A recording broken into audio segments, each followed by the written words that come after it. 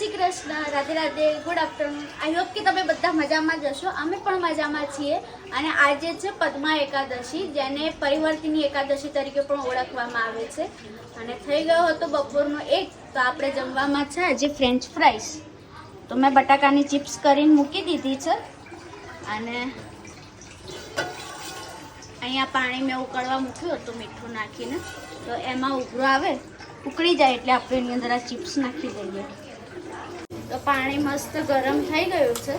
તો આજે આપણે બટાકાની ચિપ્સ જે હતી એ ધોઈને રાખી છે એ આપણે અંદર એડ કરી દઈશું.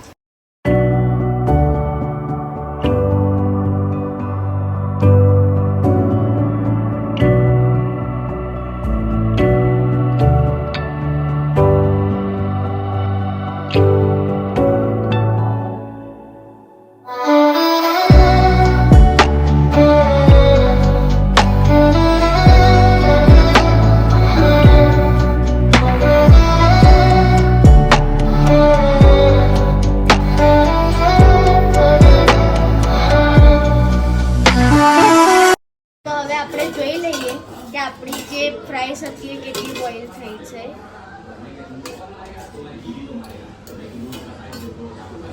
તો મેં મતલબ 70% જેટલી બોઇલ કરી છે.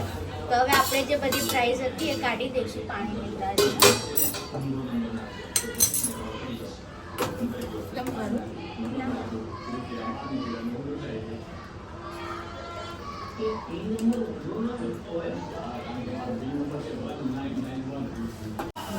આવી રીતે આપણે કપડા ઉપર પાથરી દઈશું એટલે બધું જે આનું પાણી હોય એબ્ઝોર્બ થઈ જાય.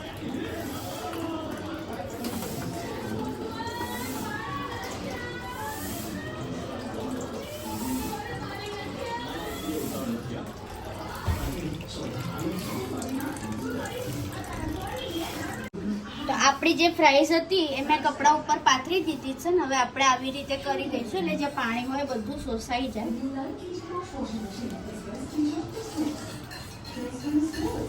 કઈ 11 બનાવી હતી તો તમને કીધું હતું કે અમે જ્યારે બનાવીશું ફરીથી ફરાળી ફ્રેન્ચ ફ્રાઈસ એટલે તમને બતાવીશું. તો આજે અમે અમારો વાયદો પૂરો કર્યો છે.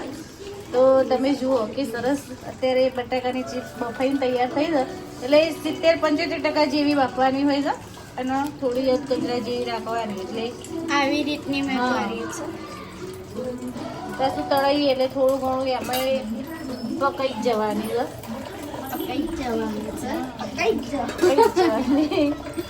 પાકી જવાની શું કહેવાય તળાઈ જાય છે. તો આપણી જે ફ્રાઈસ હતી એ મેં એક વાડકામાં કાઢી છે. એની અંદર આપણે મીઠું, લીલા મરચાં ઝીણા કટ કરેલા, એ તમારે જે રીતની તીખાશ જોતી હોય એ રીતે તમે એડ કરી શકો. અને લીંબુ નીચોઈશું.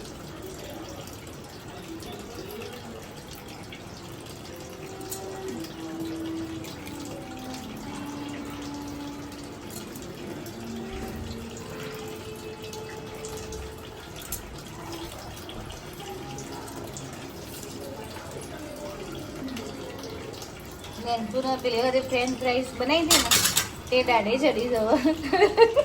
અને આપણે રાજગરાનો જે લોટ હોય આપણે અંદર એડ કરીએ.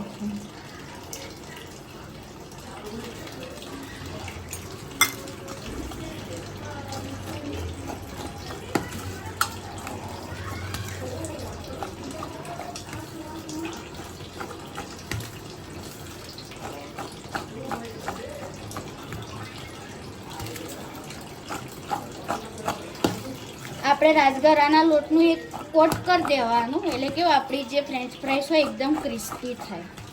મસ્ત બની જાય.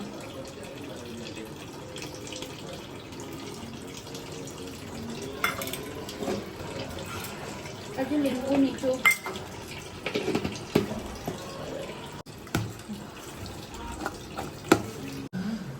તો આપણે તેલ મૂકી દીધું છે અને એમાં તેલ આવી ગયું છે. તો આપણે બધી ફ્રેન્ચ ફ્રાઈઝ જે હતી આપણે એમાં એડ કરી.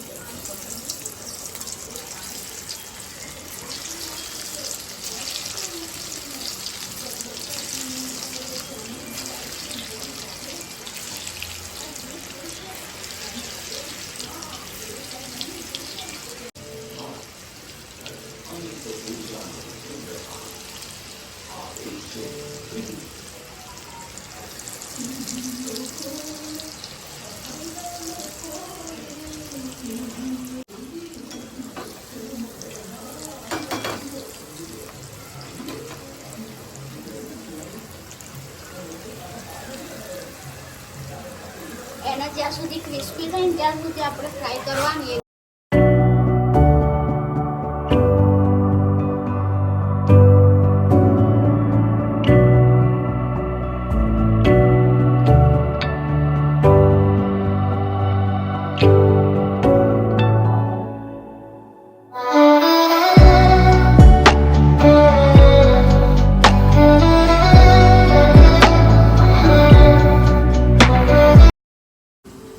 આપણી જે ફ્રાઈઝ હતી એ થઈ ગઈ છે, તો હું તમને બતાવું કેટલી ક્રિસ્પી છે.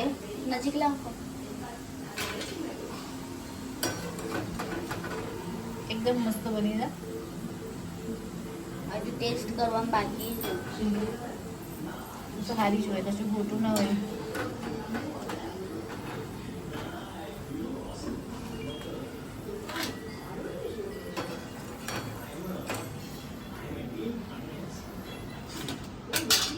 હવે એવી જ રીતે આપણે બીજી તળી લઈશું ફ્રેન્ચ ફ્રાઈઝ.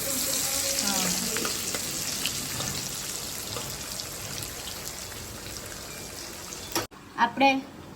આપણે જે આયરી થઈ હતી એની ઉપર આપણે થોડું મરચું મીઠું જે હોય એ સ્પ્રિંકલ કરી દઈશું.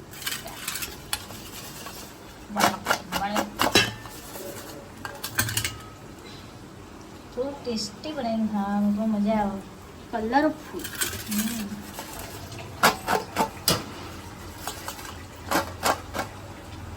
પડી ગઈ. થોડી જેલી ઉપાડી લેવાની. વેસ્ટ નહીં જવા દેવાની, પેટમાં જવા દેવાની, પણ વેસ્ટ નહીં જવા દેવાની. જો તો આપણી ચા ગળી રહી છે ને બેન માટે ચા અને ફ્રેન્ચ ફ્રાઈઝ ખાવાની. તમને કેચઅપ કે જેની જોડે ભાવતું હોય અને તમે ખાતા હોય તો ખાઈ શકો. મને ચા ભાવે છે જોડે. આપણી ફ્રેન્ચ ફ્રાઈઝ તૈયાર છે. ચલો જમવા માટે આવી જાઓ. આજે 11 કરવા આવી જાઓ અમારા ઘેર.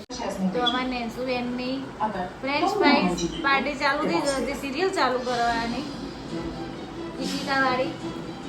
અને નેન્સી ચા અને ફ્રેન્ચ ફ્રાઈઝ લઈને બેસી ગયા. ચલો ખાવા બધા. જલજીરની 11 કરવા માટે.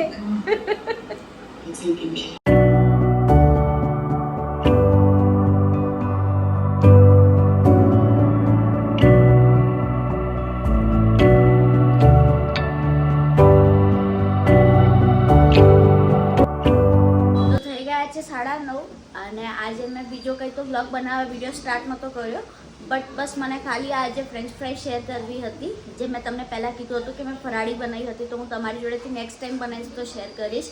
તો મેં આજે શેર કરી છે. તો તમે તમારા ઘરે ટ્રાય કરજો અને મને કહેજો કે તમને ટેસ્ટમાં કેવી લાગી. તો બીજું તો કંઈ ખાસ આજે હતું નહીં બતાવવા જેવું.